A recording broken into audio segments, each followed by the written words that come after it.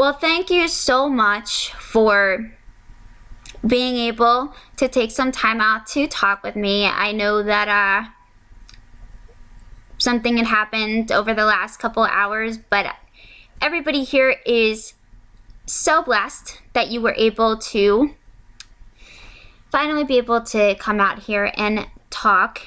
They are talking right now about your amazing photo on Skype with Benny. It's I can't think of it as a blessing, but thank you very much for the consideration. I had a job interview earlier today, which I thought was going to be fun. I've actually been stuck in downtown LA for 4 hours, and but I'm back. And stupid enough like me, I did not charge my phone before I left. My wife was working, so I'm really sorry, guys. But I wanted to get back as soon as possible. So yes, let's do this. Thank you very much for having me. Of course, definitely. Thank you again, and good luck with your job interview. Now, I wanted to first talk to you a little bit about your background. How did you get to where you are now as Maximillian Dood? Why YouTube? Why do you just commentated Evo and focus on gameplay on YouTube? And have you ever thought about getting back into competing with tournaments? Well, essentially the biggest time I was a competitor was around the early 2000s to around 2011. I competed fairly hardcore in competitive fighting games, in Call of Duty, and in other shooters as well in the time frame. But leading up to that, I had been playing fighting games since pretty much for the past 25 years. They've been my favorite genre of game since Street Fighter II came out. And the first time I actually was ever competitive in the fighting game scene was back in 1997, 1998. That was the first time I really competed, and it started all with Tekken 3, which was probably and still today one of my favorite fighting games of all time. Albeit completely busted and a horrendously broken game, it set the standard for a lot of stuff, and it really had an impact on me growing up. But what got me into the stuff that you see a lot nowadays, Marvel vs. Capcom was a very big game on my life, and I competed in that game for about 2 years until Marvel 2 came out. And right at that point, I was getting out of high school, and it was some other priorities started to hit pretty hard. But at the same time, right as soon as college started, I was very big into Third Strike, and then that all eventually led all that fighting game knowledge and what everyone knows is like the common day fighting game community today. All the dudes that were hanging around arcades, like some of them went to go become very big fighting game players nowadays in the pre-Street Fighter 4 era. And guys like Gutex, guys like Sextaro were around in the early Street Fighter 4 days, and you don't see too many of them. There's been quite a few that hung around from way back in the day, especially guys like Alex Valle and John Choi and Mike Watson. And even in those days, it was like wasn't too close to the big mainline FGC, which is really amazing to be accepted amongst these guys, especially in something like Evo, because I'd been going to Evo for the past 7 or 8 years, every single time I got a chance. And the biggest thing holding me back all the other years was because it was expensive. I just didn't have the income to go out to Evo every time because of school and work. But once I went, that was it, man. I had to keep going.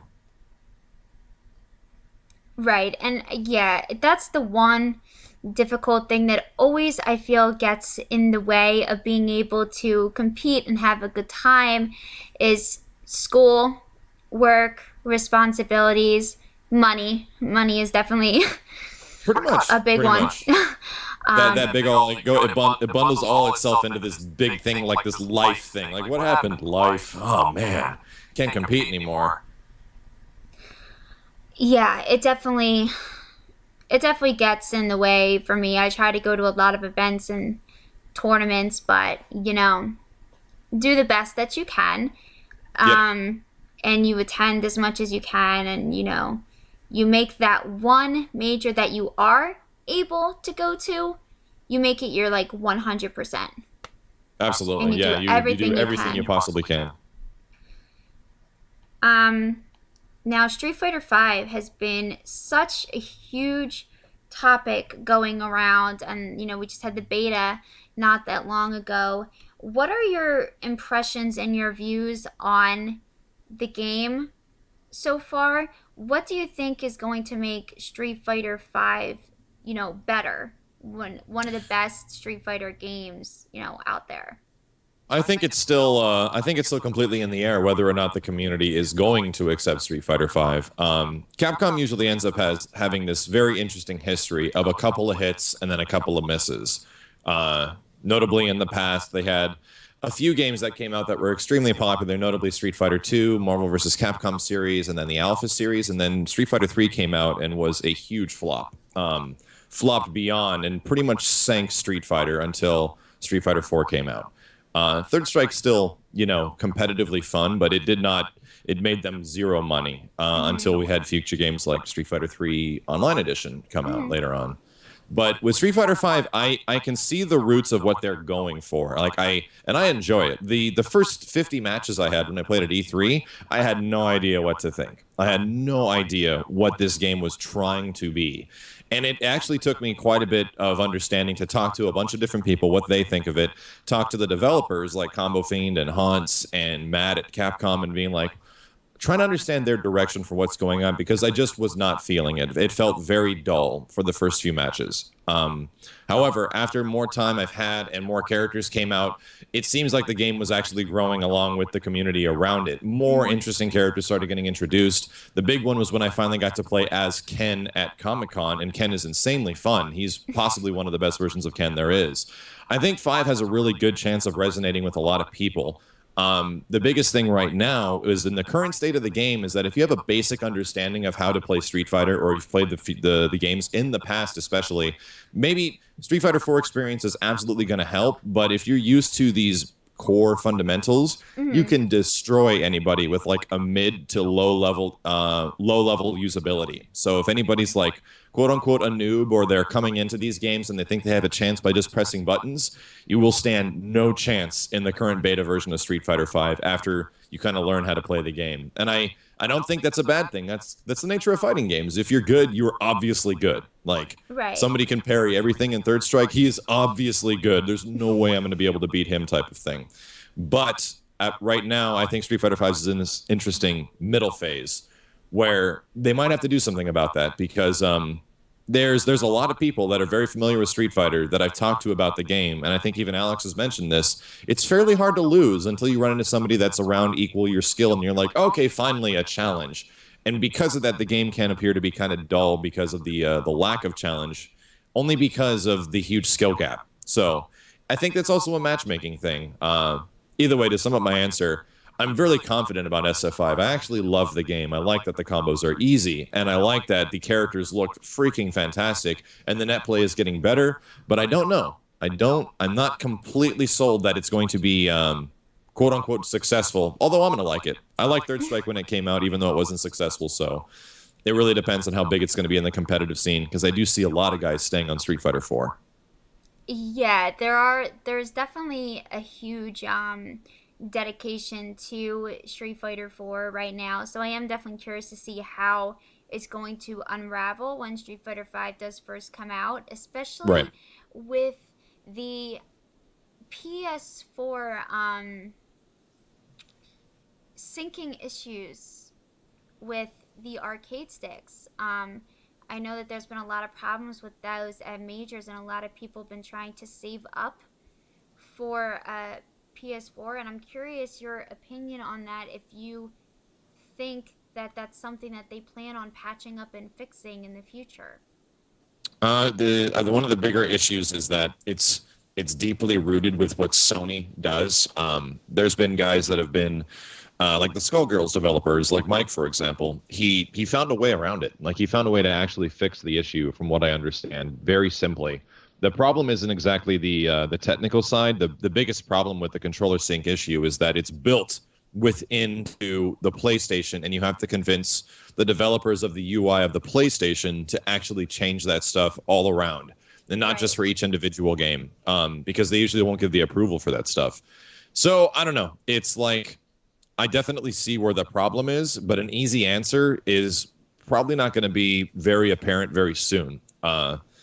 Mostly because it's deeply rooted, just like how Xbox had a bunch of problems with its controllers and syncing issues very early on. And there's only been some support over the past 2 years, and that game's had Killer Instinct for that long, and it really hasn't changed very much.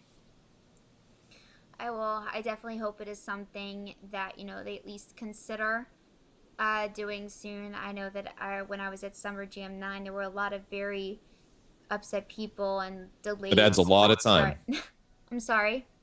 It adds a lot of time to a tournament for sure. It does. It definitely does. I definitely am excited that, they're trying something new and that it's switching over to, PS4 and, we're having these changes. But I also see where some of the problems lie, and, it kind of might be a little while, until that transition, completely, switches over, 100%. Exactly. I see, but yeah. in the grand scheme, I see exactly why it's happening. The whole point of new games on new systems is to get you to buy the new system. It's to get you to buy new peripherals. It's to get you to buy the new game. And as long as there's a big enough install base that starts pretty much saying what's going on and raising these issues about it, I think that's the best chance for it to be changed. I hope I'm wrong. I really do. I hope that all the arcade sticks are backwards compatible by the time it comes out. The syncing issues are fixed. But I understand exactly from the business side of things, like, why it's happening and the hopeful future of it to get fixed. Definitely. Now, what is your... Speaking of changes that are going on in the gaming scene right now, especially the FGC, there seems to be this switch over to esports, especially for the FGC, getting recognized multiple times by ESPN on the main ESPN channel. What are your views on esports, and how do you think it's really going to define and change the FGC as a whole?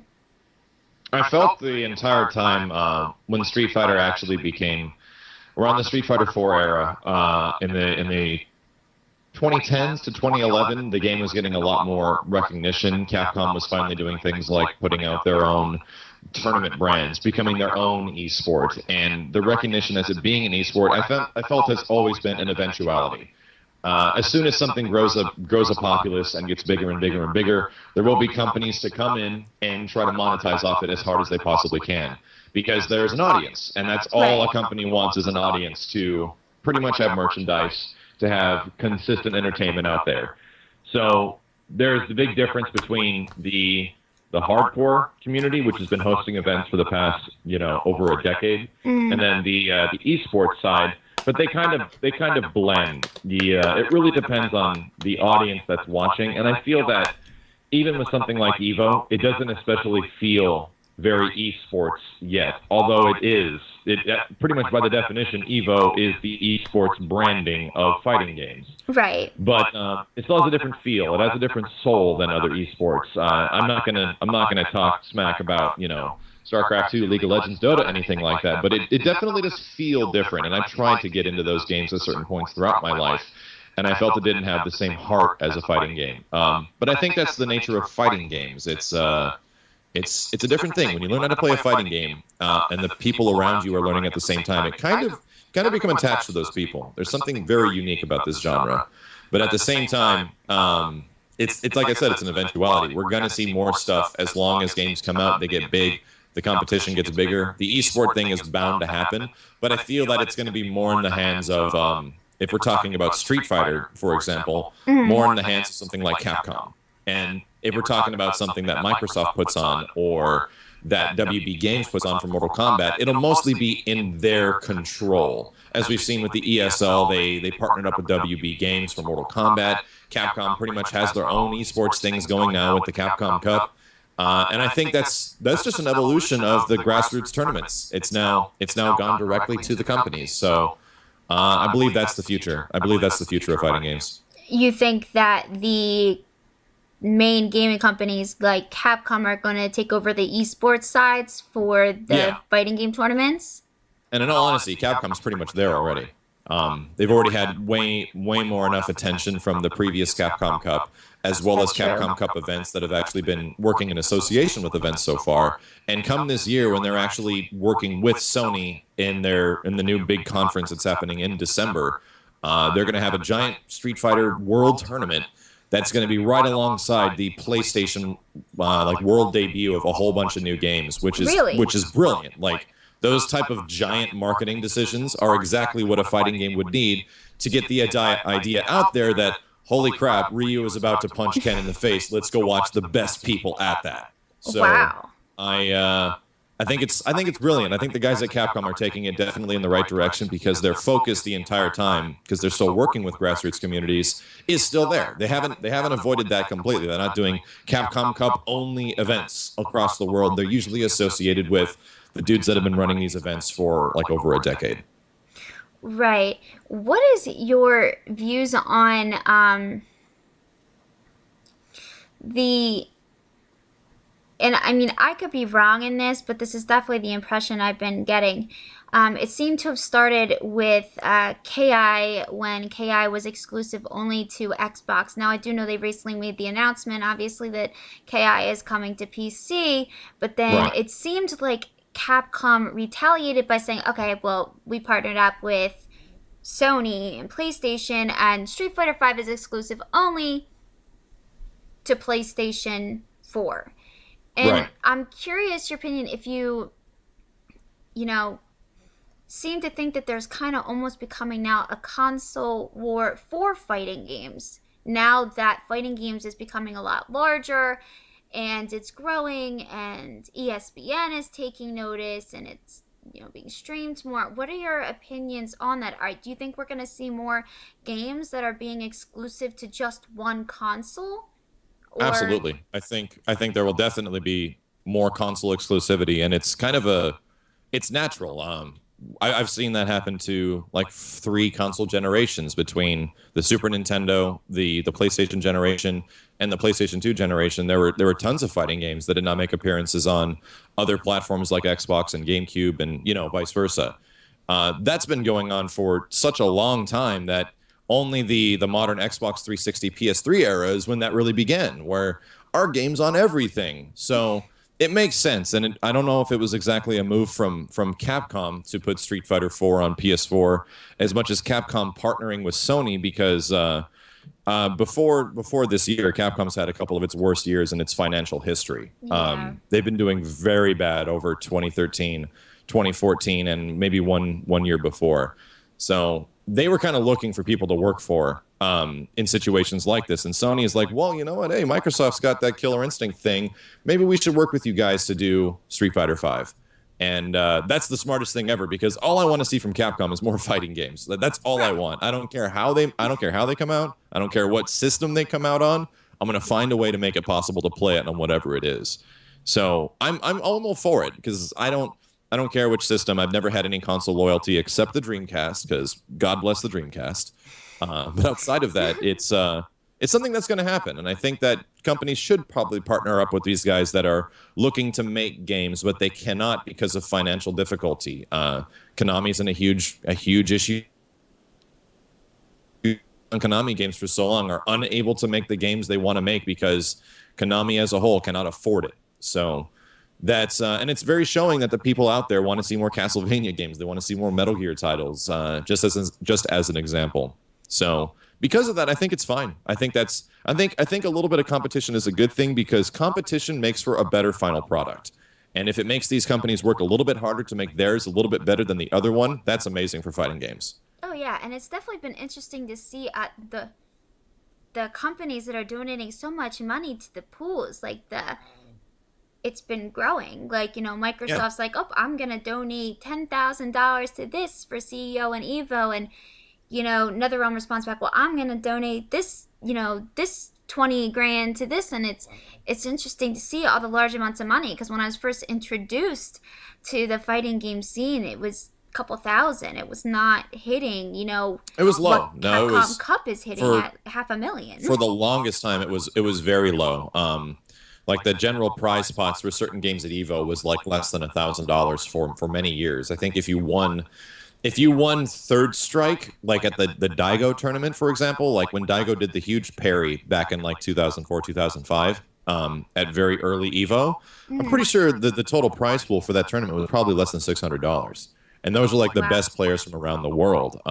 Because of the amount of exposure that people have, and everyone can now watch anyone at any time playing a fighting game, and whether or not you're going to become invested is up to you. Having a prize pool that is an extraneous amount, that is a life-changing amount. That's the difference. Is like, I'm going to win some money, or I'm going to win a life-changing amount of money. Can motivate people to maybe jump into the scene. I'm a realist, and I'm like, there's no way I'm going to be able to win that money. There's no way I'll be able to put in as much time as these guys. But a lot of people can dedicate that time, and that's what scenes need to grow, especially in the competitive regard.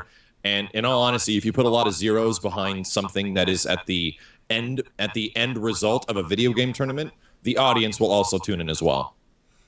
Right, and I think you've been streaming for a long time, haven't you? Only not even 2 years now. Really? Yeah, I've only been streaming for about a year and a half. And I think, well, you've been, I guess what I meant to say is that YouTube, you've had your YouTube channel, you've been making videos for Oh quite yeah, a long YouTube. time. I've been. My first YouTube video was in 2007, and it was a Capcom versus SNK2 video. I made little Third Strike and videos like that for a long time. Yeah. That was back when you were known under as Miles, right? Yeah, Miles923 was the original alias of my YouTube channel because I never felt like I would ever do anything with a YouTube channel. I just wanted to make it to randomly throw up a video. And if your video mystically got, a couple thousand views, that was incredible. And then you'd get a really crappy comment of somebody telling you how bad your Sagat is. that was the very early history of my YouTube. But yeah, early on it was just all the games I was playing at the time: Capcom vs SNK2, Marvel vs Capcom 2, Street Fighter 3 Third Strike, and an eventual Call of Duty video, Call of Duty 4, stuff like that. Will we get to see you streaming any Tekken, like any other fighting games that you don't often stream or make videos of, or are you more, I you know? definitely am a huge fan of the Tekken series, but I'm not so much a fan of Tekken 6 and Tekken Tag 2. I've played very little of Tekken 7, and a lot of other players share the same regard as me, as well as in all honesty, as well as the sales of those games being not too hot. There's just something about the way they feel and play that just didn't feel right. Tekken 7, I haven't had enough time to come up with a good conclusion. But if Tekken 7 has the right characters, a good amount of online play, I would love to go back to Tekken because it has probably some of the best roster of fighting game characters out there in any 3D fighter. Tekken has a legacy that, like I said, it was my first competitive game ever. I competed when I was 12 years old. So Wow. it's one of those things that I really, really, really want to be good. And I hope it's good. But now, with the way games come out, I have no blind faith anymore. Like even the games that I've done work on in terms of trailers or even development, I don't have blind faith. I need to see its product, and I need to be course. convinced. Because which was an issue way back in the day. I will not play something that I'm not having any fun with. Of Because course, it's my time off. I have to have fun with it. And Tekken 6 and Tekken Tag 2 don't really do it for me. You can every once in a while drop by our stream and find myself, Kenny, and Steve, who are the other guys that stream with me every once in a while, totally jamming on Tekken 5 Dark Resurrection, which is one of the first fighting game that was released on PlayStation 3. It's still a fantastic game, but runs terribly online. Yeah, I don't even think I've ever played that one. Yeah, Tekken 5 was really fun. Really Oh. fun. Tekken 5, yeah. I played a little bit of it, but yeah, but I played it on, yeah. It came out on a I lot don't of stuff. play It was it. I popular don't too. play it very much. Yeah, it was. It's a very interesting game. Came out on PlayStation 2, and it was right around the bridge to the PlayStation 3 coming out in 2007, 2008, something like that. Mhm. And they needed a fighting game, so they just gave us the latest updated arcade version of Tekken, and it's in my eyes probably one of the best playing 3D fighters out there. T5 is really good. Now, I have a question. What about Tekken 7? Have you had a chance to play that at any major yet? And do you Yeah, think I've maybe actually Tekken 7 will be different for you? I've talked to Mark a few times about T7, and he finally gave me a chance to play a little bit of it when I was at CEO earlier this year. And I got to play a tiny bit. The worst part is that it was single player only, and you couldn't do an actual fight versus a fight. Oh, The one of the only things that bugs me about Tekken is generally the same stuff you do in other Tekkens is going to work in this one, hmm, which I find kind of different than something like Street Fighter, where it's like, well, if you jump in with heavy kick, you can sweep with heavy kick after, which is like the most universal combo in a Street Fighter game. Like almost right. every character can do that. In games like Tekken and Guilty Gear, over the past many iterations of the game, the same combos are generally the same combos you do. And I jumped into T7 and I played a little bit of Jin, and he kind of is doing very similar combos that I remember back in the day, which is somewhat upsetting, but I haven't had nearly enough time with the game. But as an initial jump in to Tekken 7, I feel a lot of similarities to previous Tekken games. It's hard to say because it does feel a lot slower than something like Tekken 5, but I need more time with the game. And the most importantly, the game needs to run extremely well online. Tekken's an extremely precise frame game. Like you really need to hit frames in Tekken, especially with like frame traps and moves, very fast. And if you have a bad like online infrastructure, it's not gonna. The game falls apart pretty much. Of course. Yeah, I definitely agree with you. Speaking of different, fighting games and, difference between Tekken and I was curious about another thing. So there kind of seems to be a section between certain fighting games and other ones. For example, the Smash community is, kind of separated from the other fighting games, and so is anime. And I Sure. was curious what you honestly feel the difference is on what separates, the anime fighting games from the Smash fighting game community from everybody else, essentially. It's actually a really good topic because it's profoundly true. I've always felt, especially over the past few years, that the term FGC actually stands for Fighting Games from Capcom, or Fighting Games by Capcom. The common notion of what an FGC is usually deeply rooted within Marvel vs. Capcom, an old school Capcom fighter, or Street Fighter 4. However, if you consider anyone else, they're 3D fighters, they're smashers, or they're anime players. And that bundles together within either one of them extremely different communities.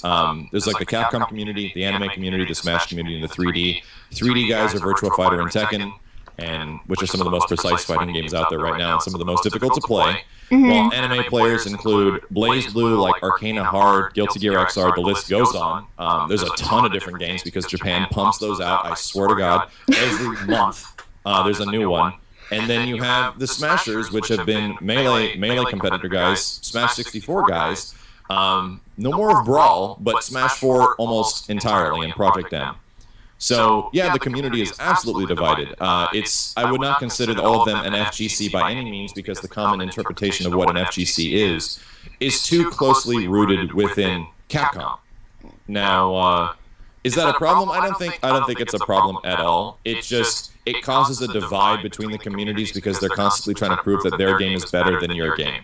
That is And true. throughout the entirety of the early 2000s, nobody ever took Smash Brothers seriously. No one ever gave it serious regard in any way. It's actually only been over the past couple of years that Smash Melee has become highly regarded and actually has a really big fan following and fan reception and is not completely disregarded by the Capcom fighting game community anymore because when it comes to competitive fighting games, the thing that'll always bring the FGC together is a Street Fighter, and it's been that way since like 1995.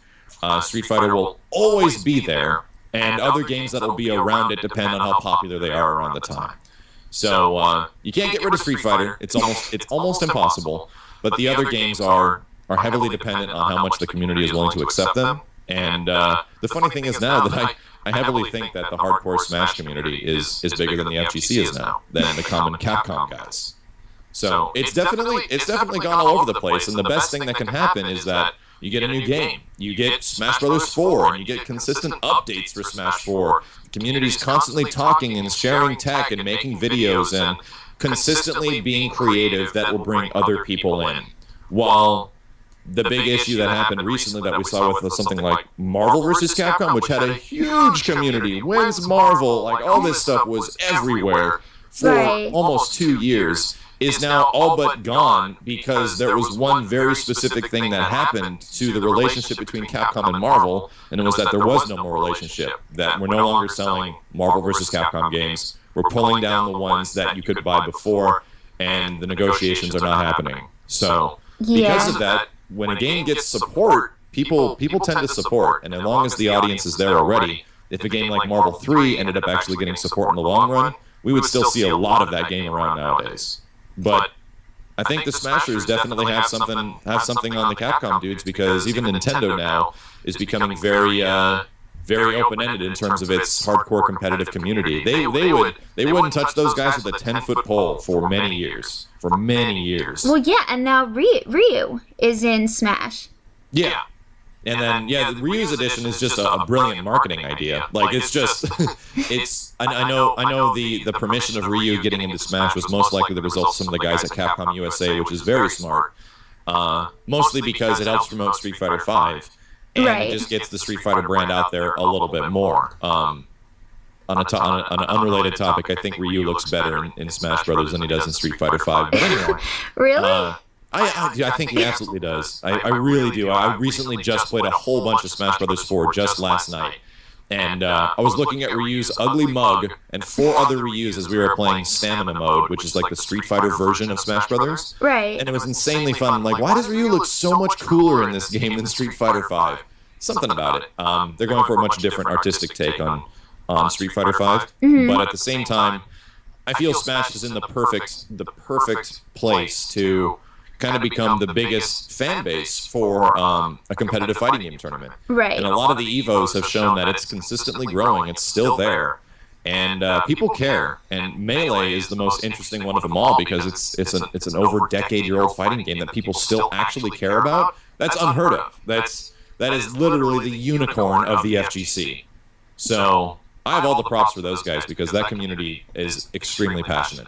Yeah, I'll tell you what, it's really interesting to me to see and watch the amount of numbers and the amount of people that will watch Smash at EVO or other majors. I mean, the number is just huge. The community is ridiculous. And it's so interesting to me how much that, the Smash community has been divided from, both the anime and, other fighting games. And when I found out that Ryu was going to be in Super Smash Bros. 4, I was thinking to myself, wow, so this is it.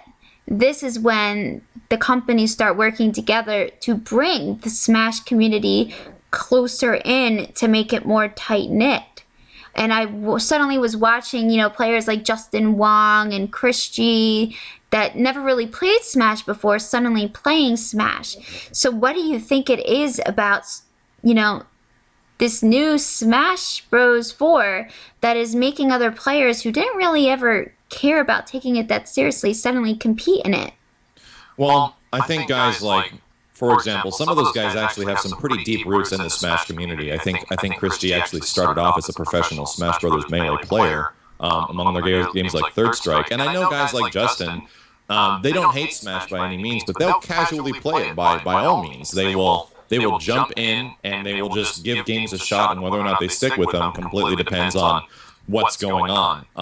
One of the things that hurts Smash more than anything, Smash 4, is that its net play is pretty bad. It was okay at the very start, but it's actually grown to be pretty terrible. And every time I jump into it, it makes me cringe really hard, and I can't stand it. And if you play something like 4 players, it's even worse. So that's a big testament to the time that a game can actually get with players outside of its community. Is how well does it play? Is it fun? And it's obvious that Smash 4 is an amazing game. It's brilliant. We're not going to be seeing anything like Mario and Street Fighter V anytime soon. And I do think that it's a game that is still catering towards its fan base, even though they added a lot of Street Fighter-y stuff to Ryu. But I feel that it's the legacy thing. Like, Smash Brothers 4 is to represent a legacy, which is why Pac-Man and Mega Man are in the game. It's just that game that's literally going to have all the big fighting game characters, or I'm sorry, all the big franchise characters from around every single thing, because its creator has a lot of clout in Japan, and if he asks for something, usually somebody says yes. I mean, for God's sake, Solid Snake was in the previous Smash Brothers game, which makes almost zero sense, but is completely awesome at the same time. So, Oh, definitely. I think because of that, it's one of those games that that resonates with everybody. Like when a Smash comes out, it's really important. It's a huge event because they come out like every 4 or 5 years, if not longer. So Yeah, I feel I that don't that's even the biggest remember when reason the these guys last are Smash. Are you talking about the events or the game? playing. I'm talking about the game itself. Oh yeah, I don't even like. It's been years since another one came out when the recent one did. Yeah, so you have all that time to wait for the next game. It'd be essentially like playing the vanilla version of Street Fighter 4 back when it came out in 2008, and now it's 2015, 7 years later, and Street Fighter 5 is going to come out in another year. So people would be flipping out if there was no updates to this game, which is what's happened to Smash in the past. Speaking, So it makes sense. yeah, speaking of going back to Street Fighter here. What are your views on when the game is going to come out? I know a lot of people are excited and they want to know, and it seems to be March 2015, but there are debates like, oh no, it always takes Capcom several years to come out with the next fighting game, but it's every website, Amazon, it seems to be sticking definitely on that March 2015. But I know we went through a similar thing with Tekken, when Tekken 7 was supposed to come out, but now we haven't heard anything about when the game is actually going to... Exactly. I would say based on previous eventualities, the previous 3 Capcom games that have released have been, if you don't want to consider the Street Fighter 4 mainline series with like Super, Arcade Edition, Ultra, all that kind of stuff, Street Fighter 4, Street Fighter Cross Tekken, and Marvel vs. Capcom 3. We're not talking about like Ultimate or anything like that. The mainline series of a game when it comes out has consistently been Street Fighter 4 came out in February 2009. Marvel vs. Capcom 3 came out in February 2011. And then Street Fighter Cross Tekken came out in February 2012. I think Capcom found a good, solid date around that time frame for the yearly quarter to release a fighting game around that time. I guess it sells pretty damn well. And I would be shocked if after the success they had with Street Fighter 4's initial launch, if they didn't release Street Fighter 5 in February 2016. Right. So, that being said, Tekken Cross Street Fighter is another game that seems to keep getting hinted at multiple times and being said that it's in production. What are your views on that? Do you think that's going to come out anytime soon within the next couple years? And if it does, I know we don't know much about it, but do you think it'll be better than Street Fighter Cross Tekken?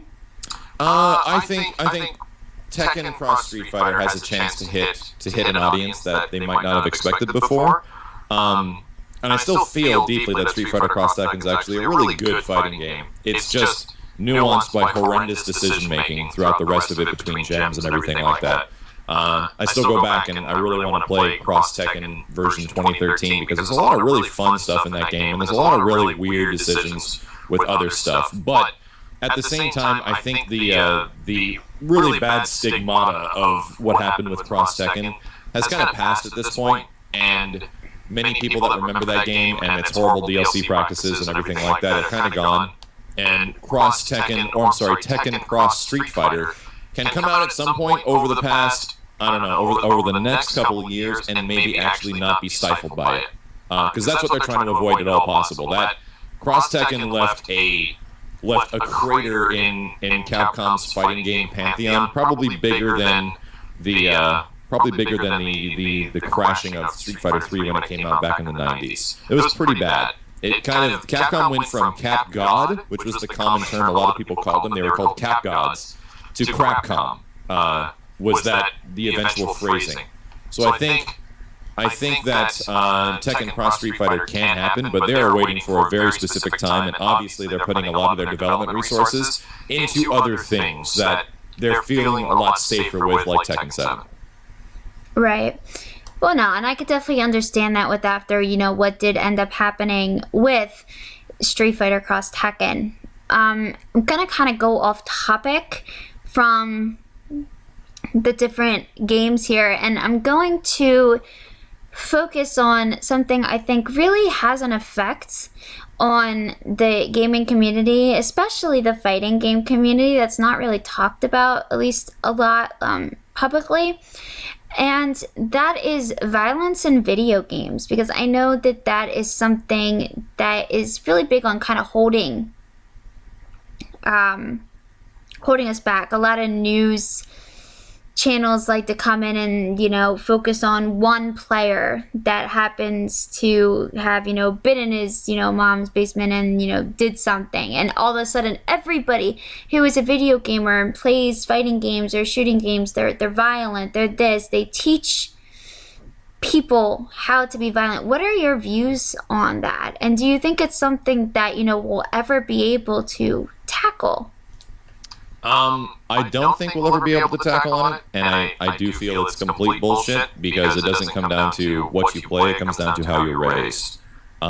If you're a parent and you sit your kid in front of, if you sit your 7-year-old in front of extremely violent video games like Grand Theft Auto, Mortal Kombat, and you don't monitor them and you let them play that all the time, I don't think that has an impact of them going out and being violent at all. But I think the things that happen around that, the fact that your parent is letting you do that without any care, is what affects how the child could act in the future.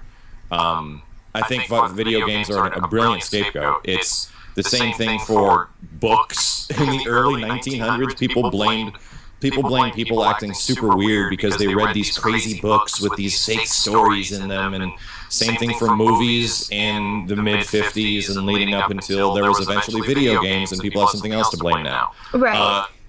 Entertainment is an amazing scapegoat for blaming somebody's lack of responsibility. And that'll always be there, because there'll always be an element of people that don't understand how it works. And it's simple. Like, he shot up 30 people. Well, he plays Doom and he plays Mortal Kombat. Of course he would. That's what they do. They play violent video games, and they don't have any other history of violence other than the fact they killed a bunch of guys in like a video game. So yeah, to anyone that has no idea, it makes complete sense why they're making that comparison. Is it completely ass backwards and asinine? Yes, it totally is. But considering human history, we need a scapegoat. Like, people need something to blame so they don't have to feel responsible themselves. Exactly. And a lot of people have made very, very obvious record of this, like that Jack guy who was an attorney or some legal power that was trying desperately to blame Grand Theft Auto and violent video games and get them banned completely, was disbarred because he was literally a kook. And he was one of the biggest advocates for, one of these things, which was violent video games, and getting a law against them. And the same laws should apply to films, and they should apply to any other interactive media if that's the case. So, long story short, I think it's complete BS. I understand why it's happening, but it's something that's going to be very hard to get rid of because it's a societal norm in the U.S. Right. No, I agree. And I think it's something, though, that's interesting to see right now with gaming becoming so big and socially accepted. I've been seeing a lot more people coming out and expressing, oh, this isn't sports, this isn't this, why are you showing this, this is just violent, this is, and now complaining that somebody's playing a video game for 2 hours as they sit and watch Netflix for 8, stuff like that. And I always like to say back to those people, I want to see you play against someone like Justin Wong or Snake Eyes or someone that's really good, and tell me that it's easy. Because I've seen people constantly say, oh, gaming is just so easy. All you have to do is push some buttons. And they don't realize the fact of that gaming is, especially fighting games, it's as much a mental... In fact, I actually personally believe it's more of a mental sport. Yeah. Because you have to first learn all of the moves, but then be able to apply all of that physically to your hands, to be able to push the buttons at the right time, to be able to read other people. You need to be able to have that focus. So I don't think that they quite realize the amount of effort that actually goes into, you know, competing. Yeah. Well, I mean, it's kind of a similar trope, right? Where something looks incredibly easy, and then you try it, and it's very hard. Of course, the surface level of a video game is just a guy with a big piece of metal on his lap with a little wiggly thing, and he's 6 buttons, and he's just going crazy. You don't see any technicality behind any of it at all. And I think all of us can be accused of thinking that way about something at some point in our lives and being like, wow, this is actually a lot harder. Like if you get somebody, for example, something that I just recently ran into, you get somebody in a giant costume to go run around a convention, and you have a complete respect for like cosplayers when you realize how dramatically hot that costume is, and you're Oh yeah. dealing with that for hours on end. You'd learn a new respect when you're finally put into that situation. So I think that's just pretty much what it boils down to, and that's once again another thing that's very human to do, is to assume that something I can do it. I can do it. It's like a lot of people are ignorant like that, and you have to understand that they just want to jump in and do something. But the cool thing is that I completely agree with what you said, that yeah, there's something very special about being one-to-one with a fighting game, where what's going on the screen with the character you're controlling is a one-to-one representation of what your hands and your mind are outputting. And when your Exactly. execution is there, and all of your execution percentage with that character, you're doing everything you want to do. There's something about that feeling that's a lot different than any other video game, and it's kind of an emotional connection too, which is why I think fighting games are really special. Yeah, I definitely agree. I definitely have that feeling that I know you're talking about.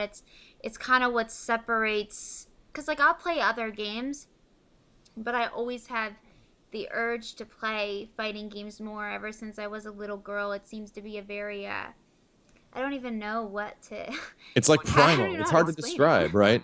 I'm sorry. It's like primal. It's really hard to describe whenever I tell people about this as well. It just connects to some people in some way. Yeah, you can't describe it. You just know. It's just like it just feels right. You just Yes, always have the urge and the feel to go play fighting games. absolutely. More so than you have the urge to play God of War, Pokemon, which happens to be two favorite games of mine, but I Hmm. always am going back to fighting games for some reason. Yeah. Now, what can we expect to see from you in the future? Right now, I'm trying to at least remain a little consistent on the front of my YouTube channel, which has Hmm. been, for the most part, consistently getting 1 to 2 videos a day for the past 4 years. I'm still dedicated to doing that, although today was an amazing example of me completely missing that because there's been no video up on the channel today because of crazy stuff that happened. But along that, I'm also committed to streaming at least 4 to 5 days out of the week. I find live streaming to be insanely fun, and it's something that I was never expecting to impact my life as much as it has. And Hmm. I want to continue doing that. I want to continue making films because over the past 4 years, we've been making films. We've actually made about 30 to 40 films about fighting games directly Oh, um, wow. through this stuff. So between the Assist Me series, tutorials, all these movies we've made are pretty much only movies about things that I deeply care about. And although I might get a request from somebody, can you please make a Assist Me about Ermac in Mortal Kombat X? I'm like, you know what, dude, I like Ermac, but I don't think I like him as much as something like The Predator. So I had to make a Predator movie, of course, because if it's something that I'm going to be creative about, and this is kind of leading to the stuff that you can expect from me in the future, if it is going to involve me like directing, creating, editing, and spending a very large amount of time getting something produced that's a bigger production, not just like a gameplay, usual gameplay video that goes in the channel because so many people like them. If that's going to happen, I have to deeply care about it. Like I need to really, really have a great idea that I'm passionate about, or have people around me that are equally as passionate about it. And that was actually one of the bigger reasons why the Assist Me series for Marvel vs. Capcom 3 ended up being not as produced or completely stopped production, was because I had no more fun with the game. The playing the game online was literally hurting my soul, and I wanted to enjoy the game so much more. And I like Marvel 3 as a game, but I hate playing it, and that really hurt me in the long run, especially with the fact that I had the game in high regard for such a long time. A lot of people came to my channel, and I knew that this was going to hurt my channel, that I wouldn't be playing a lot of Ultimate Marvel 3 anymore. Hmm. But I can't. Like, I feel like I'm dying, like having to do this all the time and make it for this game, and I just wanted to play something else. By dying, extremely metaphorical. I'm not physically dying. I would just prefer to play another video game. How about that? That sounds better. So yeah, UMVC 3 is, it hurts. It hurts to play that game online, and I don't have an immediate community of people around me to play, and all the other guys that have been consistently playing the game are so insanely good you can't even get close to them at all. And with a dude like me, then I get to play about each individual fighting game maybe on an average of 3 to 5 hours every 2 months. I have to learn really fast how to play that game, and something like Marvel 3 involves a lot of attention. So there's a big reason why the Assist Me series might not be showing up for Marvel anytime soon. The only reason I actually want to do that really bad is just for the fans, the people that liked it a lot, and just to consistently reproduce or produce that show and reinvigorate its production.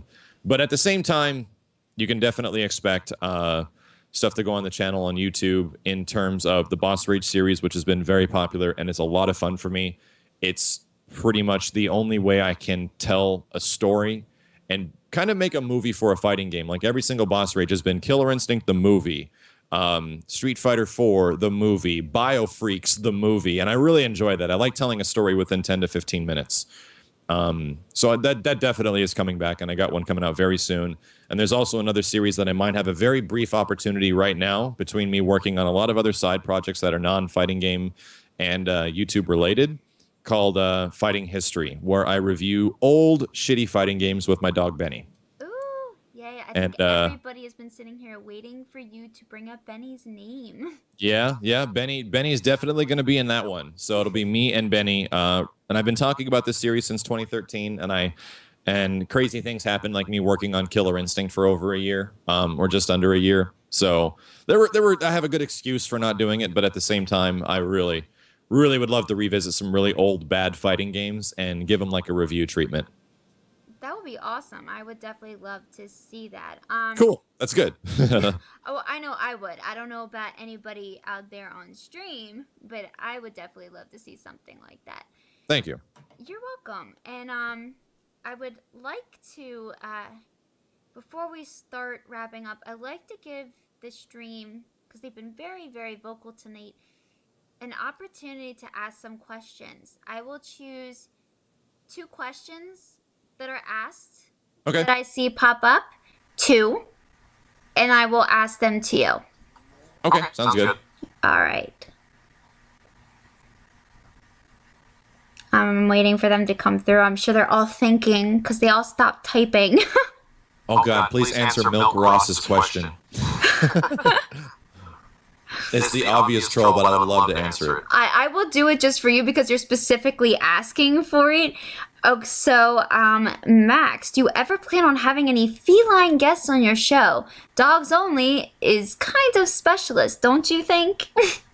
I think Dogs Only is absolutely speciesist. And while I've had cats my entire life, Benny was the first dog that was ever my own. And once you look into that dog's face, whoever that guy is, your mind will be changed. There is no species, there is only Benny. You know what?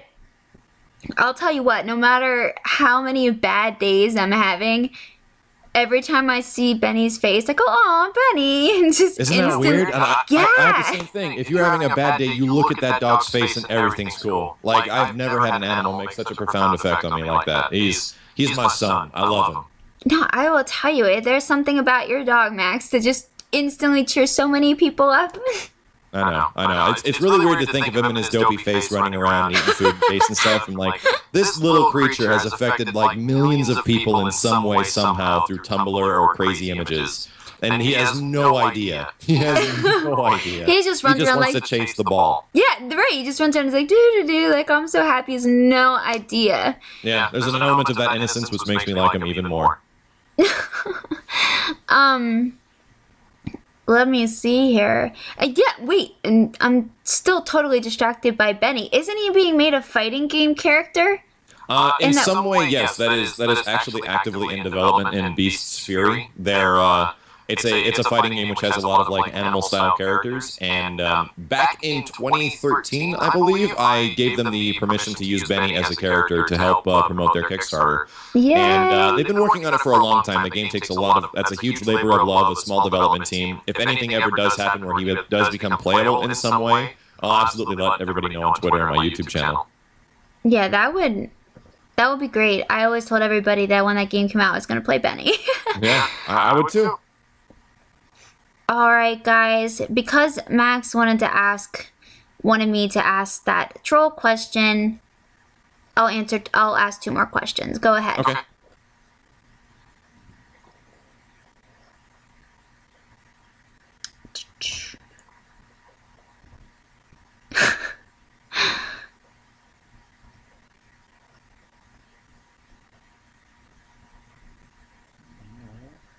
Everybody seems so obsessed with Payday right now. There's a good reason, because it's true. Don't try to make sense of it, just accept it. Oh, Okay. I'm not. I've been getting this question a couple times, so I'm going to ask, are you going to be streaming tonight? I know that you stream all the time, but you've been taking some breaks recently so you could sleep. Yeah, probably not tonight. My plan was to come home and prep everything for a stream later tonight, but obviously I have a semi-day off today, which was occupied by crazy stuff, and I preferred it. I wanted to come back home immediately to get on this interview as quickly as possible, so probably not tonight. For anybody that's waiting for that question.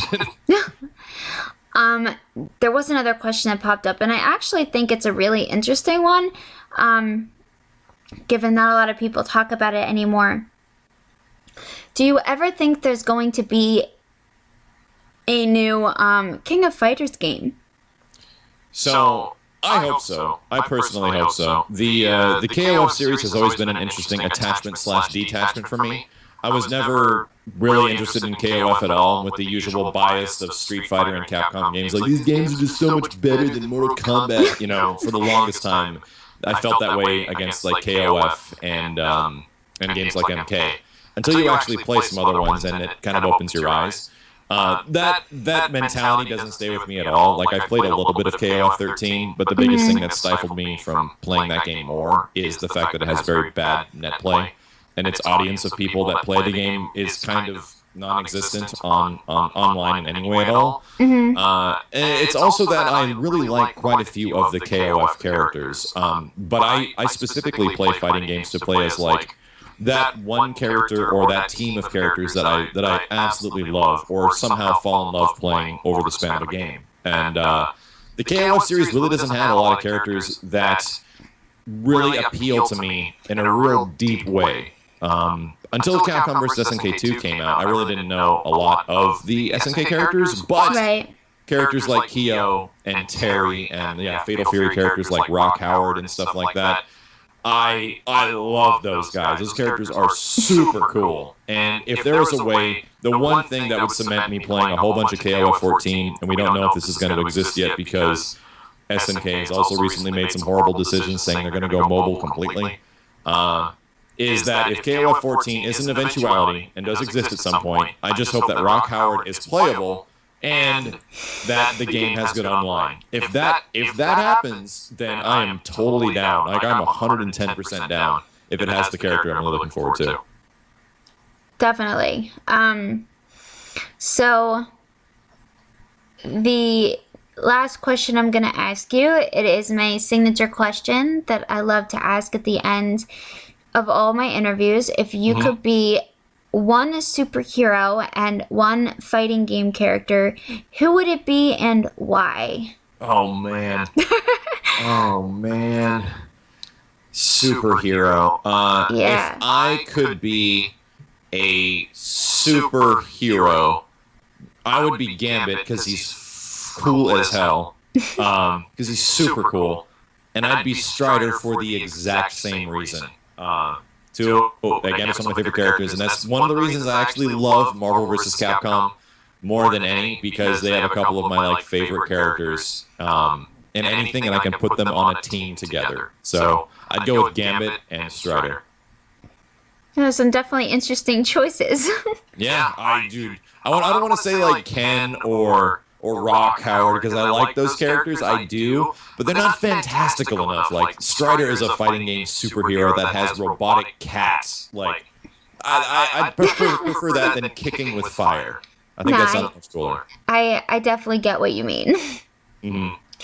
Well, I want to thank you again for, taking some time out to talk with me tonight. I want to definitely thank the viewers out there because you guys were definitely really patient, and I really appreciate you guys just chilling with me for like an hour and a half just talking about random things. In fact, it's funny, Max, they started interviewing me.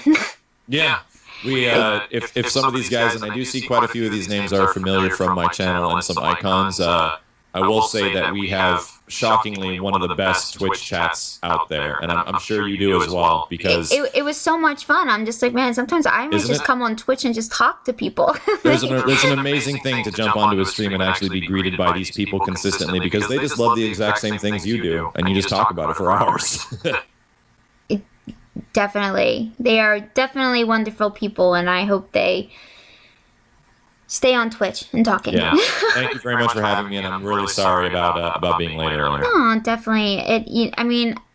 I'm definitely excited to have you on. It's been a long day. I apologize.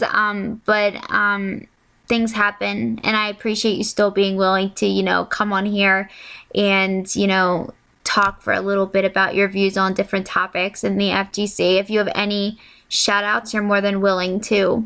You're more than welcome to. Shout outs to anyone that's in the chat right now that is following for my channel. Thank you guys very much for showing up, and please follow Jamillion as well as soon as possible if you want to get more interviews and stuff like this. And also, most importantly, an epic shout out from Space to Benny, because he's that's about it. Well, thank you so much again. Thank you so much for tuning in, guys. And I will stream again soon.